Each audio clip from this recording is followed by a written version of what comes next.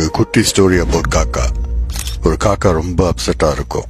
அது ஒரு குரு கிட்ட போயிட்டு, எனக்கு லைஃப் பிடிக்கவே இல்லை, நான் ரொம்ப கருப்பா இருக்கேன், அதனால எல்லாரும் என்ன ஒதுக்குறாங்கன்னு சொல்லும். குரு சொல்லுவார், அந்த ஈகிள் கிட்ட போய் கேளு, அதுக்கு ஓகேனா நான் உன்னை ஈகிளா மாத்துறேன். இந்த காக்கா ஈகிள் கிட்ட போய் கேட்கும், you fly high, you are the king of birds, உன்னை மாதிரி நான் ஆகணும். ஈகிள் சொல்லும், நான் எப்பவுமே தனியா தான் இருக்கேன், தனியா இருக்கிறதுனால ஒரு யூஸும் இல்லை. I always wanted to be a parrot. அது எவ்வளவு அழகா இருக்கு பார். காக்கா உடனே அந்த parrot கிட்ட போய் கேட்கும், you must be the happiest bird. எவ்வளவு கலர்ஃபுல்லா இருக்க.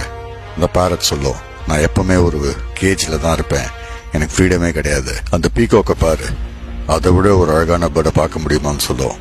உடனே அந்த காக்கா பீகாக் கிட்ட போய் கேட்கும், எவ்வளவு அழகா இருக்க, உன்னை இந்தியாவோட நேஷனல் பேர்ட்னு வேற கூப்பிடுறாங்க. பீகாக் சொல்லும், அதுதான் problem, because of my beauty என்ன ஜூல தவிர எங்கேயுமே பெருசா பார்க்க முடியாது.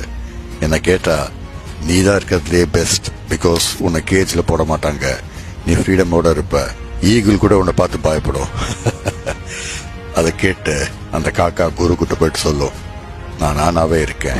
மோரல் ஆஃப் தி ஸ்டோரி, நம்ம லைஃப்ல அன்னெசரி கம்பாரிசன் வச்சுப்போம், அது நம்மளுக்கு அவசியமா இல்லையான்னு கூட தெரியாது. பட் இன்னொருத்தர்கிட்ட இருக்கிறது தான் பெஸ்ட்னு நினைச்சுப்போம்.